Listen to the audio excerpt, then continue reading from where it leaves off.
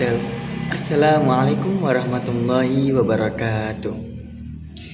Hello everyone, my name is Nazril Ilham, and today I'm going to talk about individualism and collectivism cultural differences between Eastern and Western societies. Before we start, let me explain what culture actually means. So, culture is the total way of life shared by a group of people. It includes values, beliefs, custom, communication style, and social behaviors. Culture shapes how people think, feel, and act in daily life. There are several elements of culture, such as language, values, tradition, norms, and symbols. All these elements work together to create identity and belonging in a society. When we talk about cross-cultural understanding, we mean the ability to understand, respect, and adopt the people from different cultural backgrounds. It helps us to avoid misunderstandings and communicate more effectively across cultures. As English department students, understanding culture is very important because when we learn English, we don't just learn about the language, we also learn about the culture of English speaking countries like the United States or the United Kingdom. By understanding cross-cultural concepts, we can interact more effectively with foreigners, respect diversity, and prepare ourselves to be global-minded individuals. Now, let's talk about one major cultural difference between Eastern and Western societies, which is individualism and collectivism. In Western cultures, such as the United States or Britain, people tend to be individualistic.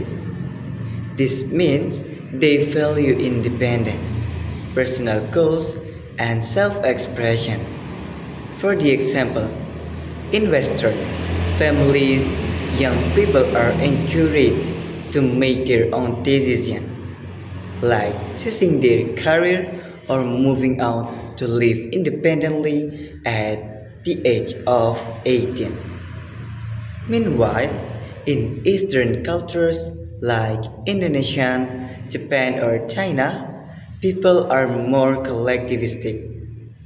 They value harmony and family relationship and group goals over individual desires. For example, in Indonesia, it is common for children to live with their parents until they get married. Decision making often involves discussion with family because maintaining family unity is very important.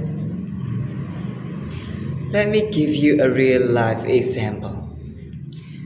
When I talked with my American friends, she told me that she decided to study abroad without asking her parents. She only informed them after being accepted. But in Indonesia, it will be considered disrespectful if a student made such a big decision without discussing it with their family first. This shows a clear cultural difference in how independence and family obligation are viewed. Now, let's connect this to Hofstade's cultural dimensions theory. According to Kurt Hofstade, individualism and collectivism are one of the main dimensions that describe cultural values. In individualistic societies, people see themselves as independent individuals, and success is defined by personal achievement. In collectivistic societies, people see themselves as part of group, and success is defined by how well the group functions together. So, based on hofstade theory, the US scores very high on individualism, while Indonesia scores low, which means it is a collectivistic culture. This difference affects how people communicate, make decisions, and maintain relationships. For instance, Westerners often speak directly and express opinions openly. Indonesians tend to be indirect, polite, and avoid confrontation to keep harmony. Therefore, understanding these differences help us communicate better and show respect when interacting with people from other cultures.